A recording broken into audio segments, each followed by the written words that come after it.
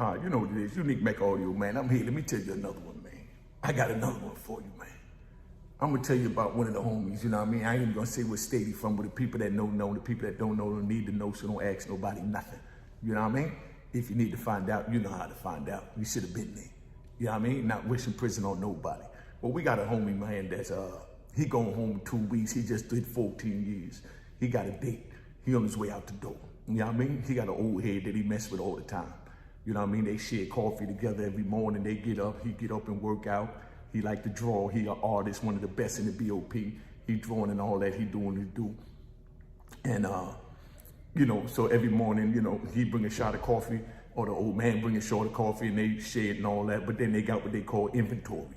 Inventory when they shut down the commissary so they can do what they got to do and add everything up.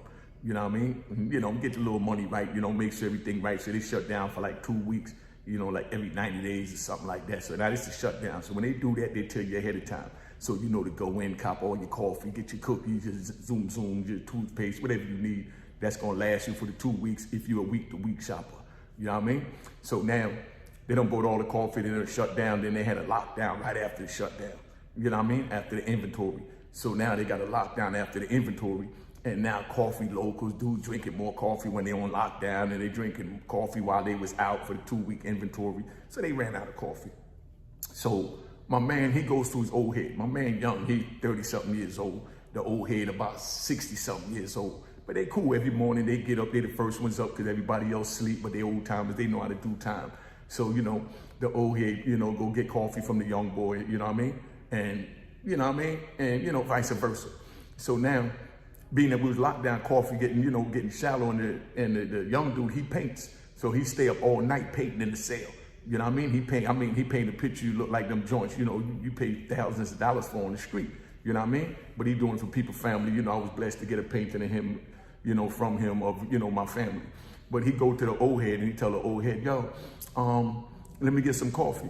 He give the old head some coffee, you know, all day, because his was low because he been staying up late night, plus the regular drinking, plus the lockdown drinking. So he tell the old head, give him some coffee. The old head gives him some coffee. So now this goes on for 2 days. So now the old head carrying both of them because the store locked, and he done drunk up his because he been up late night painting. So, you know, the next morning he get up, he asked the old head for a shot of coffee. Old head told him no. So now he got pissed. You know what I mean? He felt he was entitled to the coffee. You can't tell me no. It's first thing on his mind. So he get to cussing out the old man. They arguing and all that. And the old man, a humble dude, he don't bother nobody. You know what I mean? And that's the only person he talked to is, you know, the homie he asking for asking him for the coffee. So he tell me, yo, it's low, man. I'm only gonna give you a half a shot. I can't give you a whole shot because it's gotta last me till the store open back up. So he like, all right. He gives him the coffee, you know, the Keefe coffee. You know, Keefe's ran by the Bush family, you know, Laura Bush. You know what I mean? The one that came in and said that I'm not here for the politics, I'm here for the drugs. That's when they did the mandatory minimum to lock all of us black people up. So then now he asks for the coffee, he gives him a half a shot. And he's like, man, that ain't enough, that ain't gonna do nothing, give me some more. And they get to talking and going back and forth, and he telling them, nah, man, you know, this all I got, you know what I mean? Come on, what you want me to do? So he get mad, he go in there, he talk to one of the homies, and he told the homie what happened. Say, yo, I've been carrying this old man for all this time. I've been giving him all my coffee, that's why I ain't got no coffee. You know what I mean? He ain't, you know, mentioning that he been drinking the, you know, coffee late night, because he stay up till 6 in the morning and then get up and then want more coffee, and it ran out. So now, you know, of course, the dude, because misery love company, dude telling the man, screw that, he can't tell you that, he playing you, he disrespecting you. You know what I mean? So dude is like, nah, man, I ain't, you know, don't let him disrespect you like that. Shit, nah, I ain't gonna let nobody disrespect me like that. You know what I mean? So now they stand in front of the TV and they talking, and, you know, everybody keep their knife on them. You know what I mean? So homie just got up from, you know, painting all night. So he ain't have his joint on him. So he go to the old head. He go to the homie that he talking to, you know what I mean? And tell him what happened.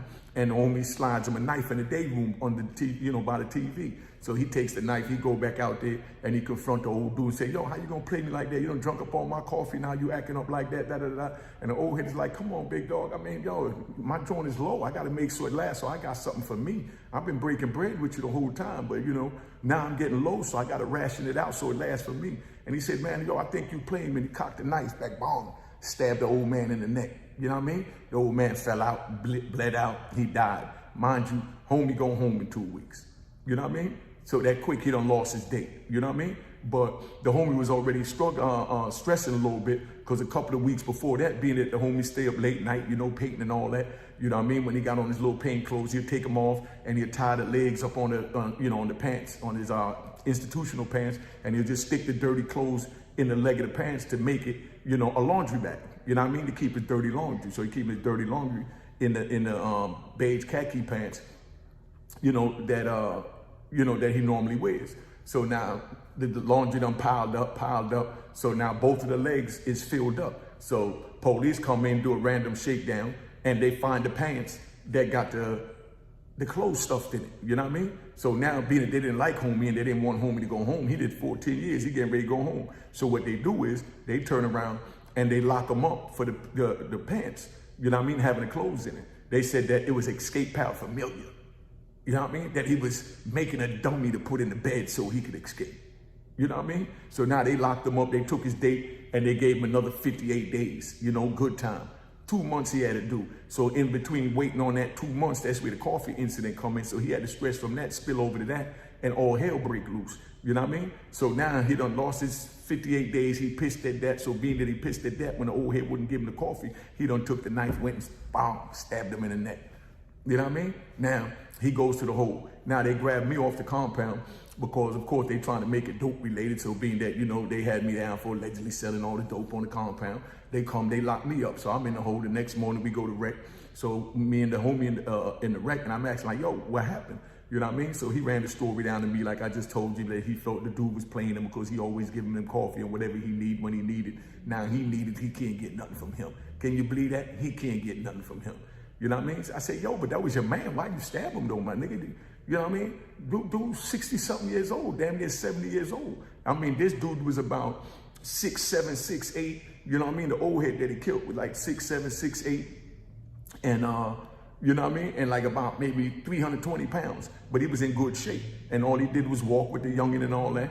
So I said, damn, son, I mean, you know, you could at least gave him a fair one. And he's like, nah, he ain't want to fight. So I just, whoop, you know what I mean? So now, homie done turned around and he got a life sentence. So they winds up sending him to ADX. So he goes to ADX, and by the time he worked his way around, I get over there to Atwater. So when I get to Atwater, he's there already, because it's a couple of years later now.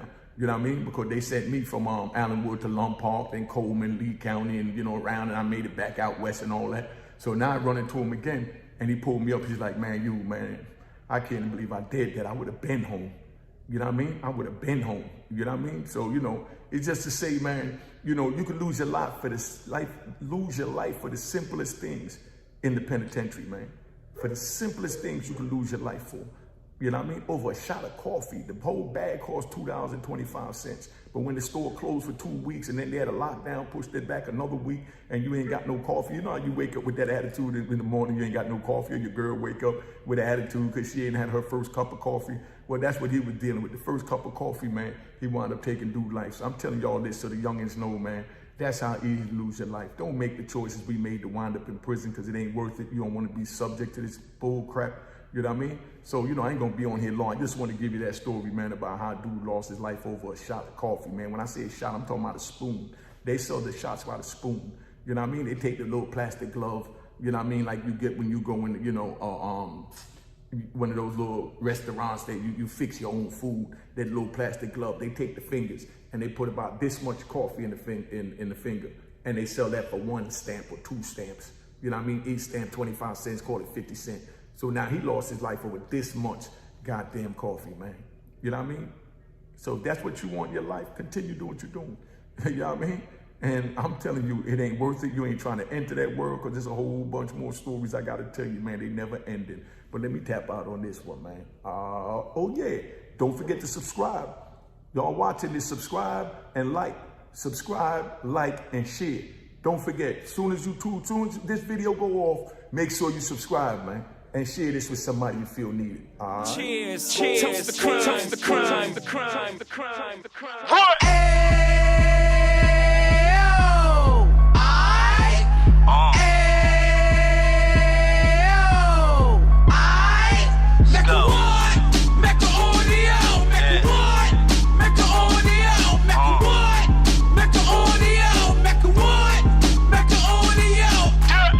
Fresh out the can of 26, he back on the strip, getting back in the mix. What he mentions a gift. You stand up 10 toes down, and I suggest you pay attention to this. Take a little gully posse and put it in Harlem. He cut from the bottom, came up from the bottom. Drop the book, you should go and get it. The Instagram page and the YouTube, you could go and visit.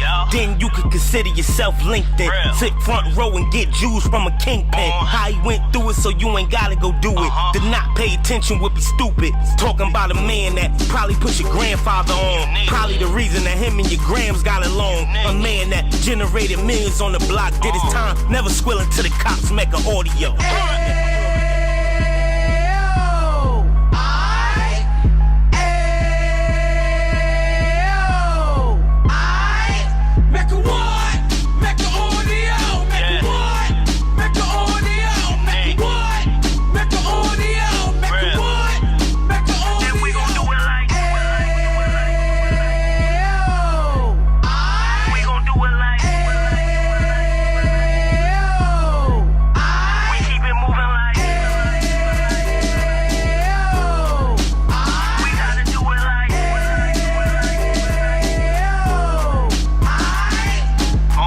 Get it live like 2 G's in the 90s. Drop top beamer so shiny. I let shorty go, she was whining.